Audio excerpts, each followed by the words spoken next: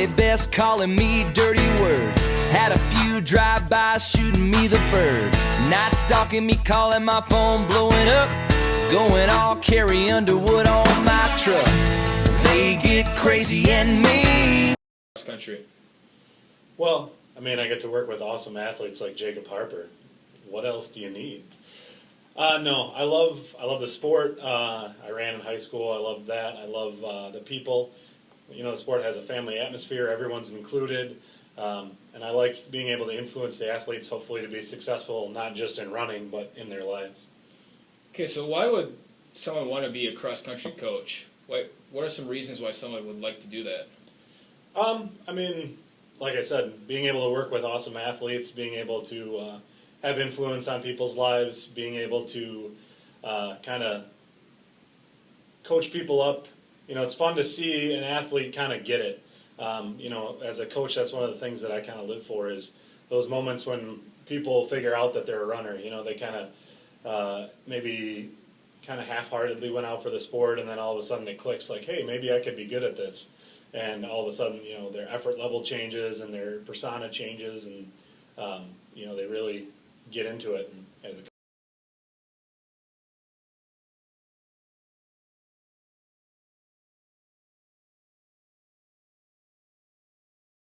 Brodhead? This will be my 14th season this season, so I've been here for quite some time, since 2001.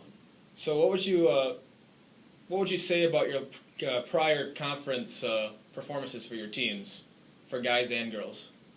Obviously last year was nice. We were coming off a conference championship last year. Girls, it's been a little bit of a spell that we've been second place. I looked back, and 4 of the last 5 years we've been second place, and the other one we were third. So we've definitely been in the top half for quite a while. And the same with guys, really. You know, we haven't finished worse than third for 5 years for the guys either. So, but obviously, you know, with the conference meet coming up next week, our goal is, you know, a couple of conference championships. So like you said, with the conference meet coming up next week, what are some things that guys need to do to win that meet? With the guys, kind of our theme all season's been how tight can we make our pack. You know, without having, you know, that sub-17 runner out front, we need to have a tight pack to be able to win meets. And we've done well so far having our pack tight. So that's really going to be key. And then, you know, obviously having that tight pack be fast enough to win the thing. And now the girls are a little bit different with Taylor Blumel being one of the best runners in the area. What do the girls need to do to win their first conference championship? On the girls, yeah, you're right. I mean, obviously Taylor would come in as the favorite to be, you know, the conference championship, and you know, with Cora and Maddie right behind her, we have a really strong front three, and our 4 and 5 are really starting to come along. That's something we were even focused on even as early as the last meet, really pushing our backpack up, and that's really where, you know, if we're going to win, obviously, you know, it's going to have to come from our 4, 5, 6, 7 runners and how well they can run. With the guys, you know, it's kind of a us and Clinton race. With the girls, there's quite a few different teams that are going to figure in the mix. So any place, you know, 1, 2 places might make the difference in the meet next week. So how far could both your teams go? How far could the guys go after conference, and how far could the girls go after conference, do you think, at least? Well, I'm not one to ever put a limit on athletes, so really that's up to them as teams to decide, you know, are they willing to put in work and effort? There's still enough season left that, you know, to get good enough to go farther. You know, there's no regionals in cross country. It goes directly from sectionals to state, and to make it in cross, you have to be with top 2 teams in that sectional. It's a very hard sport to get the state in. Obviously, I coach it, so I might be biased, but I would say it's probably the hardest sport to get the state in, and that would be a heck of an accomplishment. But I think, you know, looking around, it is still a possibility for both of our teams. So for the person out there who's thought about running cross country, that's never ran cross country before, what would you say to them about what we do here and why they should come and run cross country? Cross country is one of those things, if you just think about it logically, like, oh, that doesn't sound very fun, I'm just going to go out and run for a long ways. But once you kind of come out and see, you know, we have a lot of fun. We do things like last week, we have a tradition during homecoming week to play TP dodgeball. Obviously, we eat a lot because we run a lot. We make it a lot of fun. We play some frisbee. So there's other things outside of running that we do. But mainly it's the family atmosphere and the people that you get to kind of have as your teammates that really make it worthwhile. Everybody that I have come out, and as they graduate the program, I kind of ask them, what's something that you like, what didn't you like, and it's what they like is always, how much the team became a family and how much their teammates mean to them.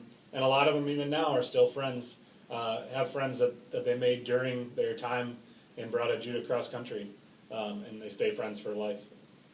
So what would you say is your favorite memory in either, because you coach track as well, what would you say is your favorite memory in either cross country or track, or both, if you would like to share?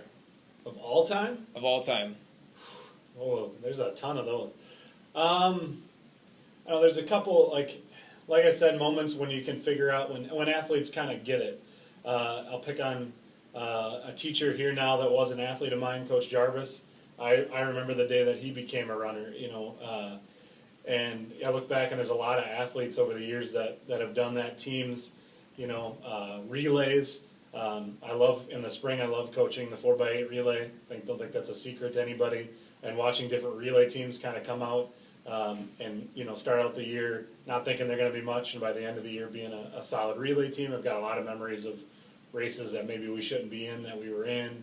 And cross, cross is very much a team sport, and so sometimes some of those 5 and 6 runners that become the unsung heroes of a season, those are definitely memories that I have.